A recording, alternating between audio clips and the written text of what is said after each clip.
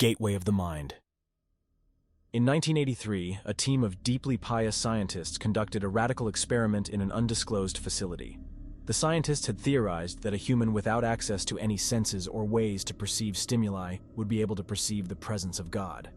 They believed that the five senses clouded our awareness of eternity, and without them, a human could actually establish contact with God by thought. An elderly man who claimed to have nothing left to live for was the only test subject to volunteer. To purge him of all his senses, the scientists performed a complex operation in which every sensory nerve connection to the brain was surgically severed. Although the test subject retained full muscular function, he could not see, hear, taste, smell, or feel. With no possible way to communicate with or even sense the outside world, he was alone with his thoughts. Scientists monitored him as he spoke aloud about his state of mind in jumbled, slurred sentences that he couldn't even hear. After 4 days, the man claimed to be hearing hushed, unintelligible voices in his head. Assuming it was an onset of psychosis, the scientists paid little attention to the man's concerns.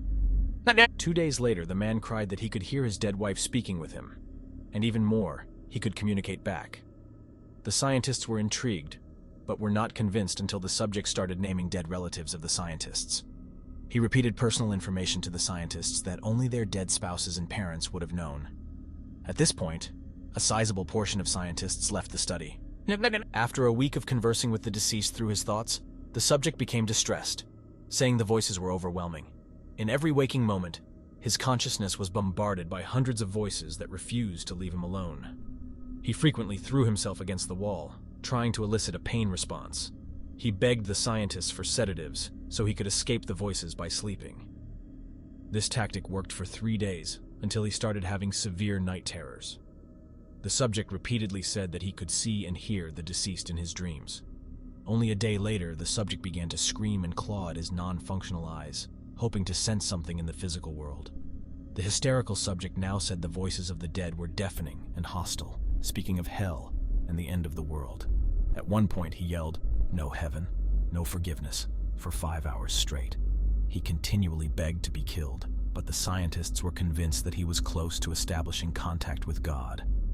After another day, the subject could no longer form coherent sentences. Seemingly mad, he started to bite off chunks of flesh from his arm.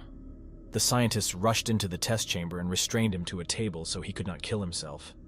After a few hours of being tied down, the subject halted his struggling and screaming. He stared blankly at the ceiling as teardrops silently streaked across his face. For 2 weeks, the subject had to be manually rehydrated due to the constant crying. Eventually, he turned his head and, despite his blindness, made focused eye contact with a scientist for the first time in the study. He whispered, "I have spoken with God, and he has abandoned us," and his vital signs stopped. There was no apparent cause of death.